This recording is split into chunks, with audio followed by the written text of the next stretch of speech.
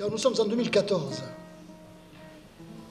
Le François de Fossat, ça nous renvoie quand même bien en arrière, ou bien en avant. 1775-1849. Mettons bien les points sur les i. Perpignan avait encore des remparts. Hein. Il n'y avait pas d'électricité dans les rues, je crois, à cette époque-là.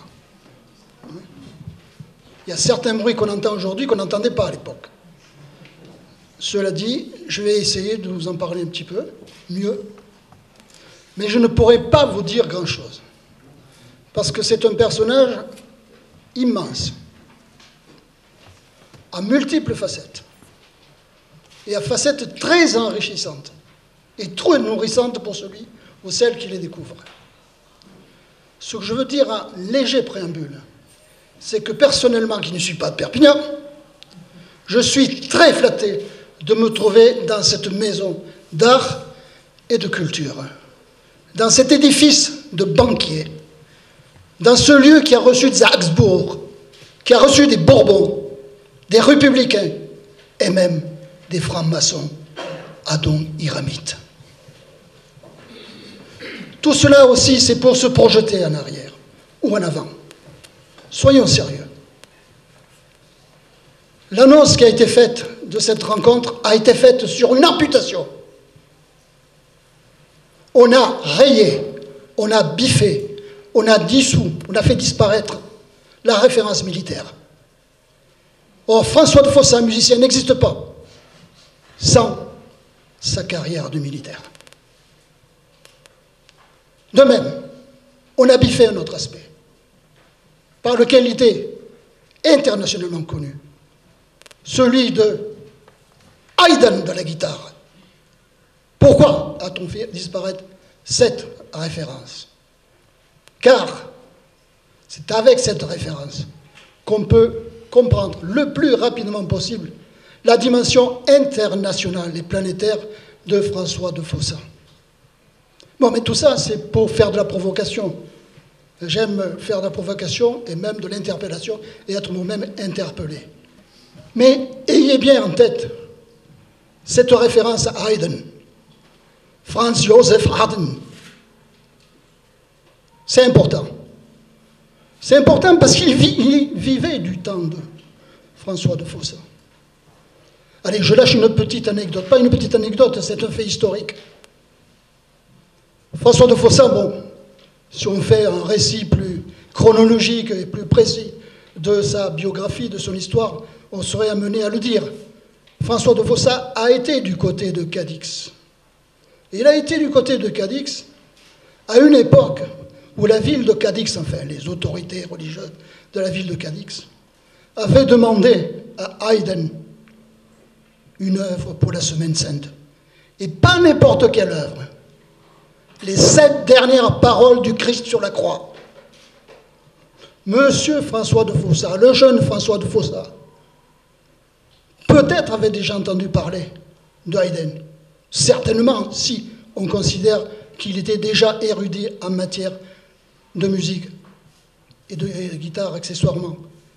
Mais pourquoi ne pas avancer que c'est à Cadix qu'il a pris conscience de l'importance de Haydn et que par la suite, il va consacrer l'essentiel de son œuvre, pas tout de son œuvre, et pas même le meilleur de son œuvre, mais une grande partie de son œuvre à Haydn, à faire des transcriptions de Haydn. Mais là, je m'arrête tout de suite parce que je suis totalement incompétent dans le domaine de la musique, comme je suis totalement incompétent dans le domaine de l'histoire, comme je suis totalement incompétent dans le domaine militaire. Donc je vais parler de choses plus ou moins à ras de terre, c'est-à-dire à ras d'intérêt.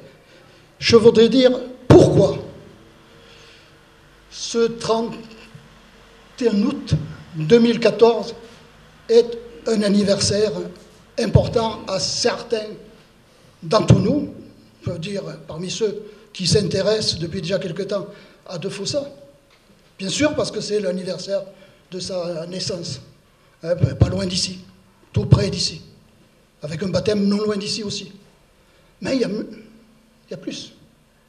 Moi je dirais il y a mieux. Il y a une circonstance qui nous est très favorable. C'est que le 31 août 1804, François de Fossat, pour la première fois depuis 11 ans, se trouvait chez lui. C'est-à-dire que l'émigré de 1793, qui avait déjà fait un séjour en Espagne et un séjour au Mexique, revenait sur Perpignan, où il est revenu pratiquement d'une manière clandestine, mais ça c'est une autre affaire, c'est le contexte de l'époque qui l'exige. Donc il est tout à fait crédible, pertinent et généreux en termes de patrimoine, en termes de mémoire patrimoniale, que de célébrer cet anniversaire de la naissance. Mais je vais ajouter que c'est également, donc, si c'est le 210e anniversaire de son retour à Perpignan, 210e anniversaire de son retour à Perpignan, c'est aussi le 190e anniversaire de son retour en France, puisqu'il n'y reviendra qu'en 1824, après un petit séjour en 1810, mais ça c'est une autre affaire. C'est également le 30e anniversaire du premier enregistrement de musique de François de Fossat en 1984. C'est le 10e anniversaire de l'enregistrement des 3 quatuors opus 19, qui est considéré par les musicologues et les critiques musicaux comme la meilleure œuvre de François de Fossat. Non pas en termes de transcription ou d'arrangement, en termes de composition. Ça n'est pas, il ne faut pas le réduire, en faire un simple arrangeur, un simple guitariste. Il a écrit pour d'autres instruments. Il a écrit pour de l'orchestre, disons.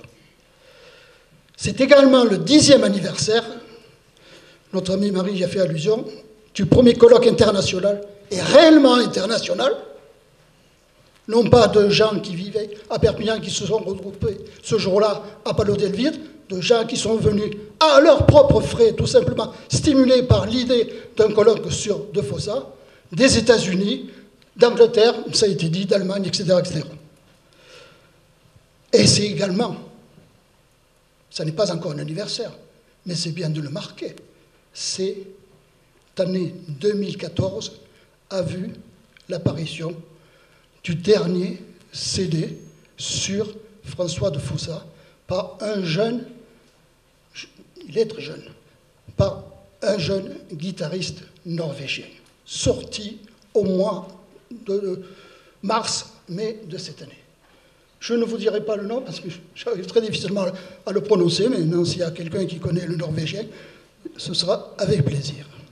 Cela me permet de rappeler que dans l'histoire musicale de François de Fossat, il y a plusieurs moments importants. On peut déjà le symboliser par des disques.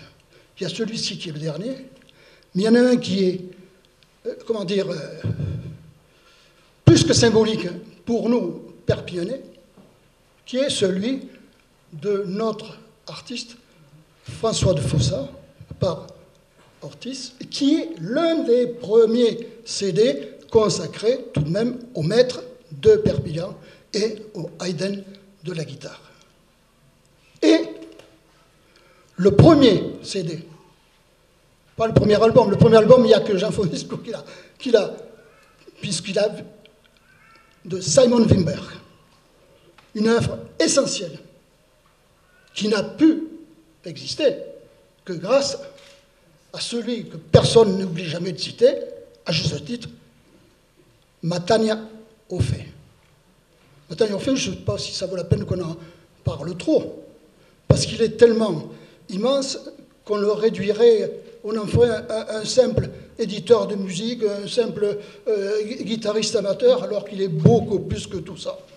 C'est lui non seulement qui a découvert de Fossat, mais qui l'a internationalisé, qui a mobilisé autour de lui des réseaux de guitaristes. Hélas, la plupart du temps extérieurs à l'Hexagone. Mais ça, c'est une autre affaire. Tant pis pour les hexagonaux. N'empêche qu'à l'heure actuelle, il y a un nombre assez considérable de guitaristes et de jeunes guitaristes qui travaillent de Fossat.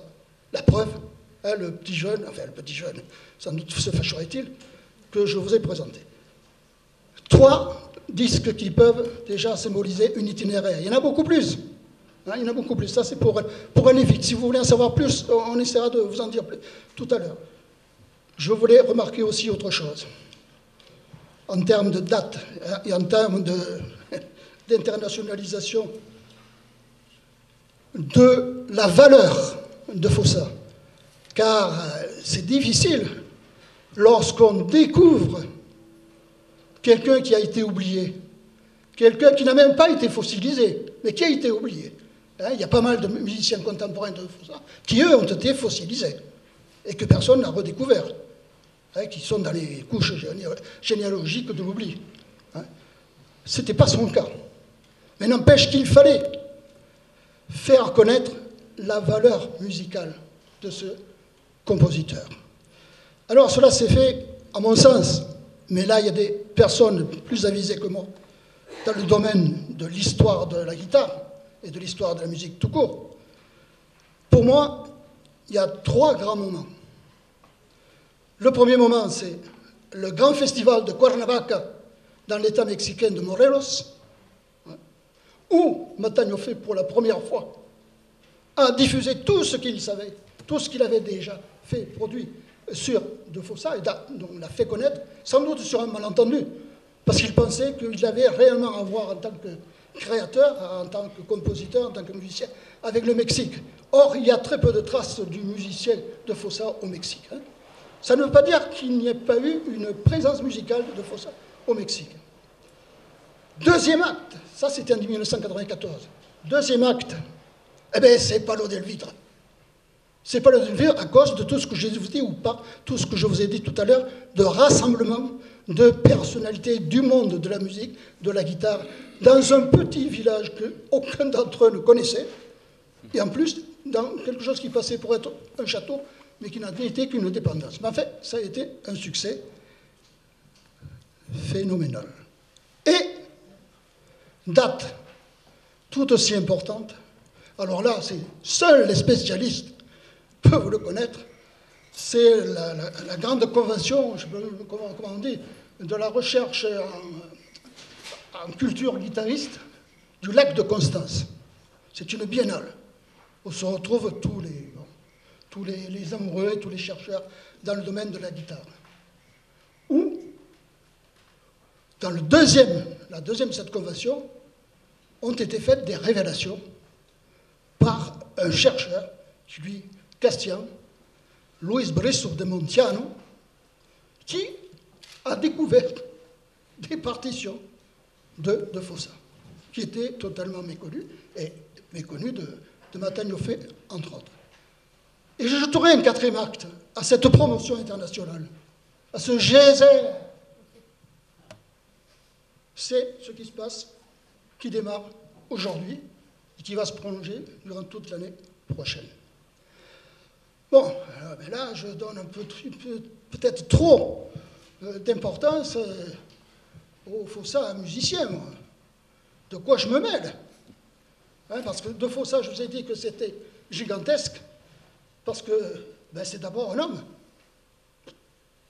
Et la vie de ce bonhomme, ce qu'on en connaît, c'est un vaste roman à épisodes et à péripéties. C'est un film qui donnerait une saga remarquable. Épique. C'est pas du cinéma que je fais. C'est pas du théâtre non plus. C'est la pure réalité que pourrait établir un historien qui se pencherait réellement sur la correspondance que nous a laissée François de Fossa. On l'attend toujours, ou on les attend toujours, des équipes de chercheurs, qui feraient parler cette correspondance. D'un point de vue littéraire, d'un point de vue musical, d'un point de vue historique, d'un point de vue archéologique, d'un point de vue médical, il y a de tout dans cette correspondance. De tout qui concerne Perpignan, qui concerne l'Espagne, qui concerne le Mexique, qui concerne la France et bien au-delà. Mais ce sont les lecteurs qui nous manquent le plus. Deuxième aspect, le militaire. Mais là aussi, j'ai dit, on a eu tort de le biffer. Mais ce qu'on a eu tort de biffer, ce que j'aurais tort, moi, de biffer, c'est de dire que, de ne pas dire que militaire, il le fut par la force des choses et pour le roi.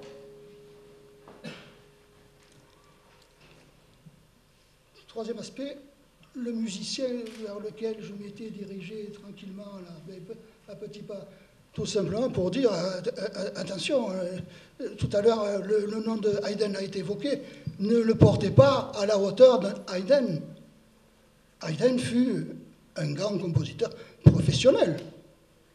Notre François de Fossat, et ce n'est pas le rapetisser que de le dire, notre François de Fossat était un dilettante.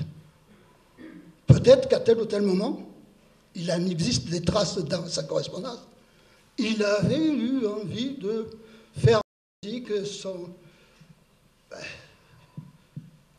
métier. Mais enfin, à l'époque, on parlait de métier, c'était une occasion pour pouvoir vivre.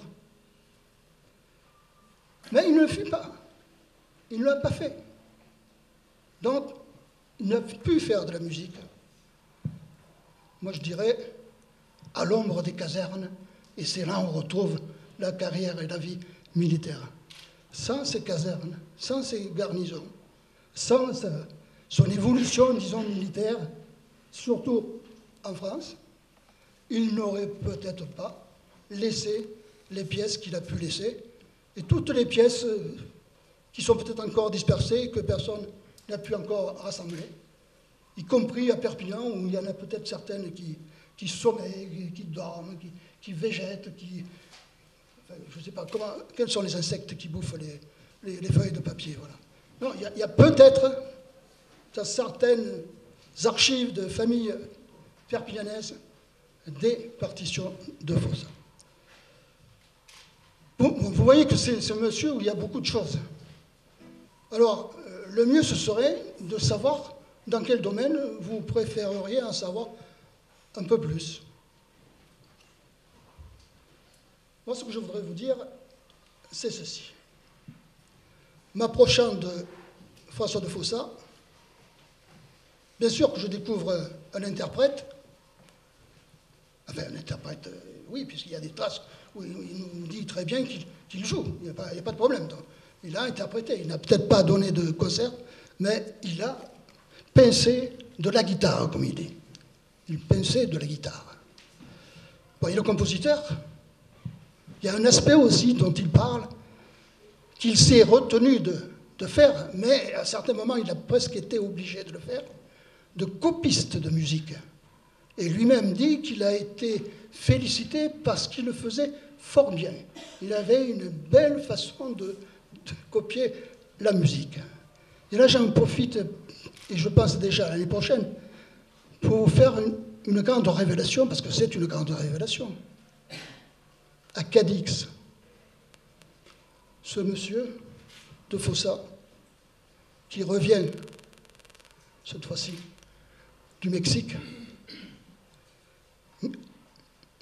il galère énormément, vit, dirait-on aujourd'hui, aux dépens de certaines personnes et de certaines relations, justement, perpignanaises, de gens qui ont de la famille à Cadix. L'un l'héberge, le nourrit, l'autre le nourrit également, mais avec cet autre, il peut jouer de la musique. Il joue de la musique. Il joue de la musique de manière régulière toutes les semaines. C'est lui qui l'écrit, les dimanches, etc., etc. Ils font de la musique, ils composent de la musique, ils copient de la musique. Cette personne, c'est un certain Canclot. Ce Canclot, à l'époque, était vice-consul français à Cadix. Ce Canclot nous reporte directement au château de Jeaux, dont c'était le début. Et il n'y a peut-être pas un meilleur lieu que le château de Jeaux pour organiser un concert qui serait un hommage à Canclot, fondateur du lieu, par le compositeur qui a connu Canclot. Alors, pour en avoir la certitude de ce lien, je vous demande de vous référer à un travail de Edwige Praca, qui a établi une fiche des propriétaires de la métairie de Jeaux, de la magnanerie de Jeaux. Et vous aurez la confirmation de ce que je vous dis à partir de ce que j'ai cru comprendre en lisant certaines lettres de Fossat. Bon, puisque je suis à Cadix, autant y rester. parce que ça permet de démentir la grande référence en matière de Fossa, Matagne Houffet, qui est notre maître à tous ici. Hein. Eh bien, Matagne Houffet, à l'époque, peut-être qu'il l'avait lu trop rapidement, peut-être que les personnes qui lui en avaient fait lecture avaient fait une lecture un peu superficielle, un peu en diagonale. Certes, c'est à Madrid, en 1808, qu'il sera, disons, surnommé le Haydn de la guitare. Et donc, on pourrait croire que c'est de cette date qu'on peut faire partir l'histoire, disons, de la production musicale de Fossa. Ah bien, c'est antérieur. C'est antérieur. Et cette antériorité, c'est de Fossa lui-même qui la donne dans une lettre. Et dans une lettre de 1807, une lettre toujours à sa sœur, qui était dans les environs, où il lui dit « Je ne t'ai pas encore dit que j'avais écrit à Cadix ces œuvres qu'il pensait ensuite pouvoir révéler, qu'il a essayé de révéler et de faire connaître à Madrid. » Cela pour dire quoi? Que la véritable source, le véritable environnement de la création musicale de Fossa ne serait pas à Perpignan, on pourra y revenir tout à l'heure, ne serait pas Perpignan, mais Cadix. Et quand on dit Cadix, on dit tout simplement l'Andalousie. Et dire l'Andalousie, c'est déjà anticiper sur les belles de Cadix, qui n'existaient pas à l'époque. Il y avait des belles, mais elles n'étaient pas de Cadix. Très important. C'est un clin d'œil qui est fait à quoi? Aux grandes amourettes de Fossa de cette époque-là, qui était un jeune. Et il compose beaucoup à ce moment-là, étant amoureux. Il écrit même des chansons. Et ces chansons, il les écrit en langue espagnole parce que ça lui vient plus facilement que de les écrire en français. Mais sur cette question, on pourra y revenir aussi. Hélas, de toutes ces lettres, de toute cette correspondance, il n'y a rien, parce que son idylle tourne en cours à un moment donné, ben, sa fiancée, sa douce fiancée, a tout détruit. Mais par sa correspondance à lui, dirigée à sa sœur, on sait qu'il a écrit beaucoup, beaucoup. On sait plus que ça. On sait le lieu où il allait jouer. Au lieu, quant à moi, je me suis trompé, je pensais que c'était à Cadix, mais c'est à Puerto Santa Maria, à Port-Sainte-Marie. Et il y a deux personnages qui sont très importants, mais là, seul un historien pourrait réellement les identifier, avec lesquels il allait faire de la musique. C'était un prince et un comte. Le comte, je crois que c'était le prince de... Non, le comte de Montcade. Morphy. Non, Morphy, c'est un parent à Zanza, ça. Non, mais peu importe. Je ne veux pas aller plus loin là, sur Cadix. C'est pour simplement faire un petit correctif à ce qu'on peut penser encore aujourd'hui, que De Fossa, ça démarre à Madrid. Non, ça démarre bien plus tôt, et ça démarre à Cadix. Je le pose, le confirme, et reste fidèle à ce que je vous dis. C'est important, ça. Je parlais du copiste et ça m'a permis de parler beaucoup de choses. C'est pour ça que j'appelle ça causerie et non pas conférence. Je ne me sens pas obligé, moi, de suivre un ordre chronologique. Qu'est-ce que c'est cette histoire? Moi, j'ai rien à exposer, hein, j'ai rien à révéler, j'ai rien à dire sérieusement à des gens qui peut-être ne m'écoutent pas sérieusement. Il y a le transcripteur. Alors là, on voit d'ici, certains regards à prétention. Oh, un transcripteur. Un arrangeur, enfin un simple arrangeur. Enfin, oui, le problème c'est que être transcripteur, la fin du XVIIIe siècle et au tout début, la première moitié du XIXe siècle, c'est peut-être beaucoup plus important qu'on ne croirait, car c'est tout simplement l'institution d'un nouveau genre musical. En une époque. Mais là, il faudrait qu'il y ait des musicologues, des historiens de la musique, pour me dire, vous racontez n'importe quoi. Parce qu'à cette époque-là, quand M. François de Fossat écrit de la musique pour les guitares, ou pour de la musique de chambre, la guitare n'a pas encore conquis la valeur, par exemple, du violon ou du piano. C'est-à-dire qu'il y a une partie de combat pour la promotion, pour faire exister la guitare au même niveau musical. Mais là, parole laissée aux musicologues, aux guitaristes, aux musiciens. Il y a aussi le traducteur de Fossat. Le traducteur, il l'a été durant toute sa vie, enfin, en tout cas une grande partie de sa vie, lorsqu'il a été militaire,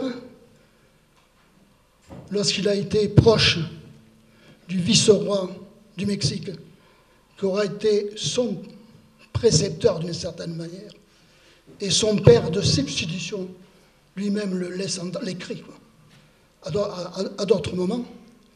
Et ça, c'est dans la mesure où, connaissant le français et connaissant d'autres langues, il était le secrétaire qui permettait à Azance de découvrir des textes, des documents originaux. Bon, mais cet aspect de traducteur ne s'arrêtait peut-être pas là dans un travail administratif, puisqu'il s'est livré à la traduction de certaines œuvres de théâtre qu'il jouait lui-même. Notamment, il a joué à Madrid en 1111 une œuvre traduite de Jean-François Rugnard. Mais traducteur, il a été aussi, et c'est pour cela qu'on l'a retenu dans les milieux les plus érudits de la musique, comme traducteur de la méthode, d'une méthode de guitare, l'enseignement de la guitare, la méthode d'Aguado, Dionisio Aguado. D'ailleurs, certains, défendant à juste titre de Fossat, on dit ça suffit, cette histoire de réduire constamment de Fossat au traducteur de la méthode d'Aguado. Il a été plus que cela. Non seulement il a été plus que cela, mais c'est Aguado lui-même qui le reconnaît. Il y a un texte superbe à lire, c'est la préface, l'avant-propos de Fossat à la méthode, à la version française de la méthode d'Aguado, et ensuite de lire la préface d'Aguado, où il écrit noir sur blanc, où il écrit que dans la deuxième partie de sa méthode n'aurait pas pu exister sans le concours de son ami François de Fossat, personnage familier de la guitare. Et dans quel domaine? Dans le domaine de la théorie des accords. Il faut bien que ce personnage de Fossat ait été, à l'époque, quelqu'un d'assez féru dans le domaine, disons, de l'écriture musicale. Et donc, j'en ferai aussi un théoricien. Et il y a un aspect aussi très important qui n'est pas à négliger, d'Aguado, musicien, c'est l'aspect pédagogue. Vraisemblablement, à certains moments, a-t-il été amené à donner des cours de guitare. Vraisemblablement. Mais il y a des traces plus explicites de son intérêt pour la pédagogie. Des traces que l'on recueille dans des correspondances avec sa famille à Perpignan. Et comme il avait toujours le souci de l'éducation de ses neveux, surtout de sa nièce dans le domaine de la guitare, il a laissé des traces, il a laissé des conseils. Et même, alors l'a-t-il fait, on ne sait pas, il annonce à sa sœur, pour sa nièce, qu'il est en train de préparer une méthode d'enseignement de la guitare. Bon, vous voyez que c'est immense, il y a de tout chez ce garçon. Alors, que voulais-je dire, moi? Parce que je crois que vous ne me suivez pas bien. Non, au sens où Fossat, 1775-1849, 10 ans de moins que Joseph Cassagne, et 11 ans de plus que François Arago, et 2 ans de moins que François Frion.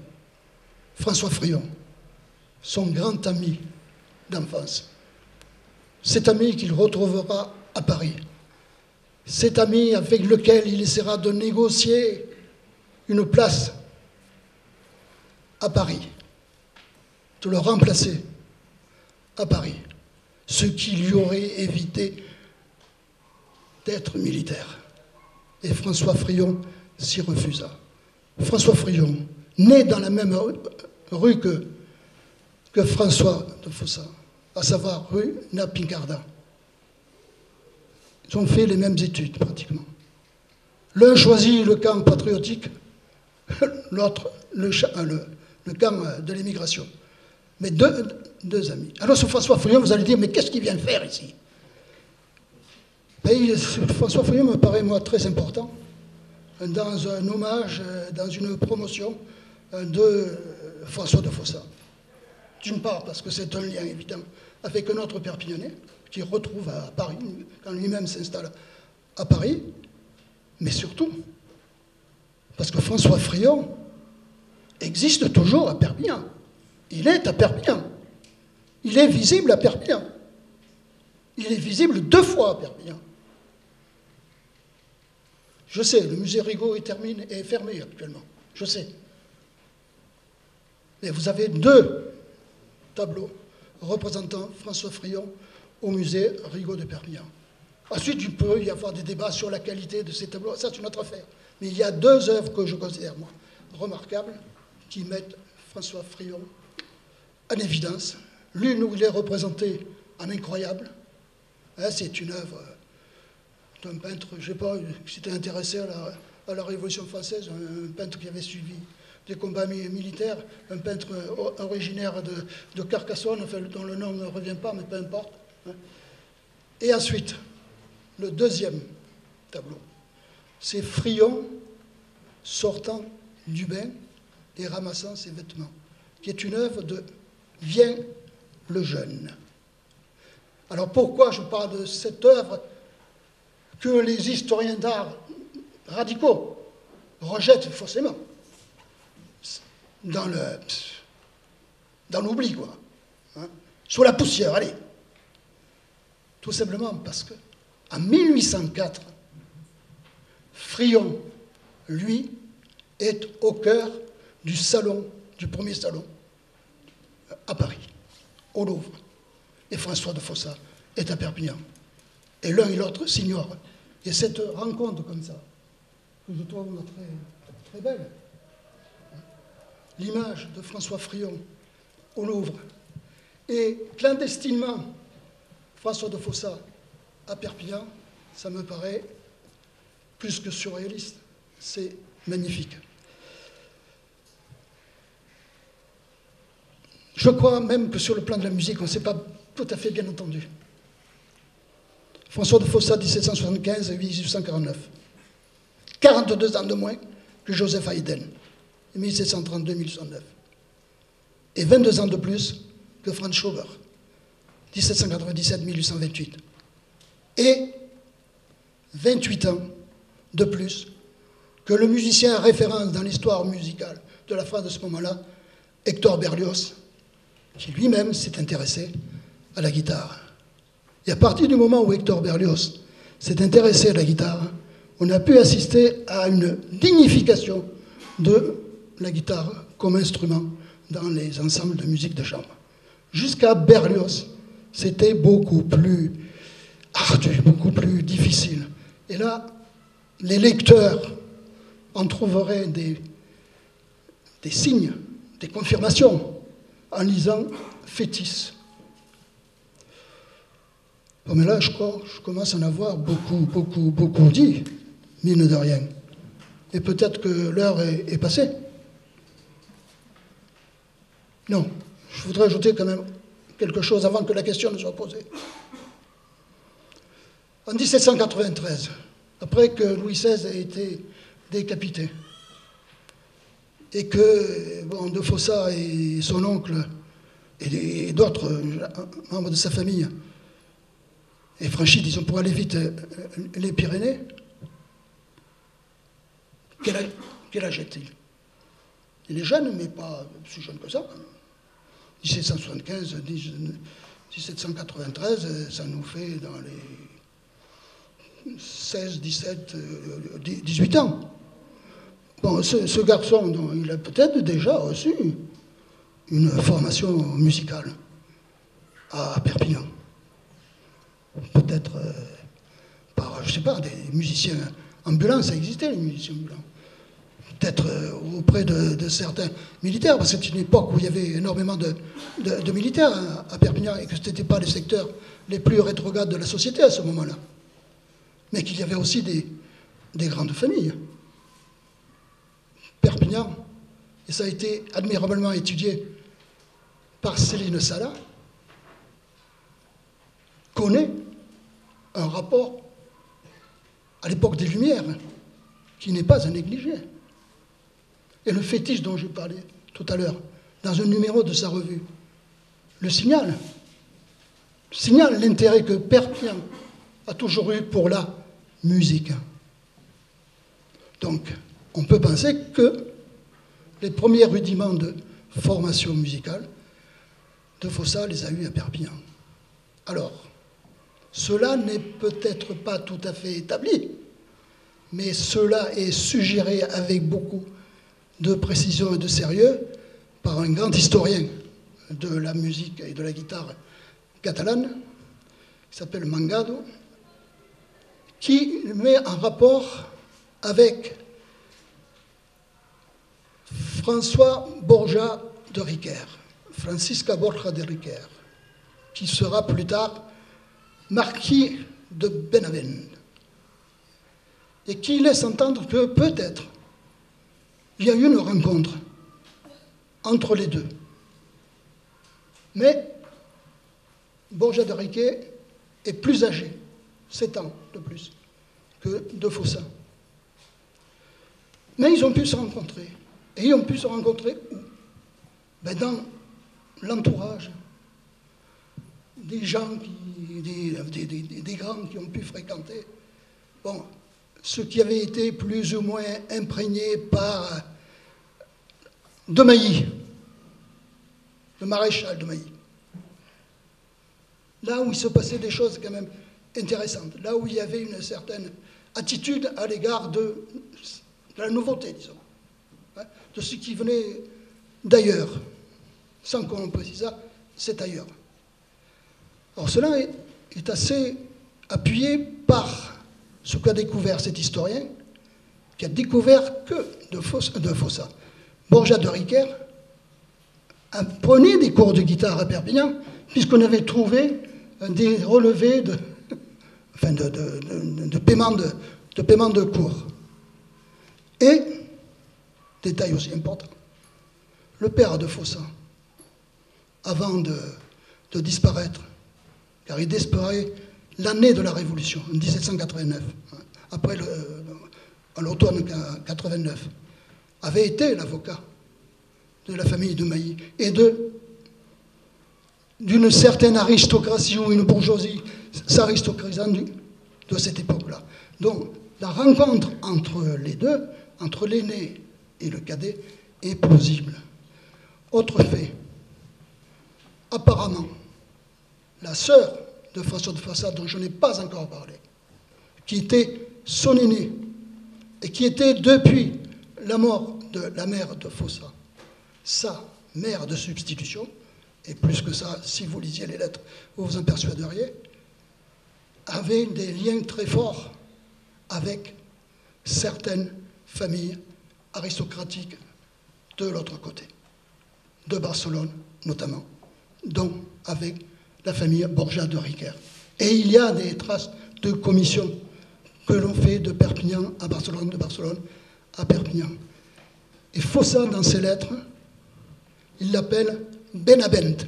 Il écrit à la roussillonnaise B-E-N-A-B-E-N-T. Et c'est Benavent. Voilà. C'est une des questions que se posait Matagno au fait. Hein? On laisse entendre qu'il a été dilettante amateur. C'est possible. C'est possible. Mais il est possible aussi qu'il ait déjà eu une formation. En tout cas, ce qui est sûr, c'est qu'il s'intéressait déjà à la guitare. Parce qu'après le traité de Bâle, où il se trouve libéré, disons, de ses obligations, hein, puisqu'il a fait la guerre contre la Convention. Bon, mais ça, c'est du détail historique. Dans une lettre à sa sœur, il lui réclame la guitare et des cahiers de musique. Donc, et ensuite, dans notre lettre, on s'aperçoit qu'il a reçu cette guitare et les cahiers de musique. Et à cette époque-là, il est à Bagnoles. Et donc, cette période, à partir de Bagnoles 1795, il est avec une guitare, ou avec deux guitares, etc., etc., etc. Bon, j'arrête là parce que ça fait plus d'une heure.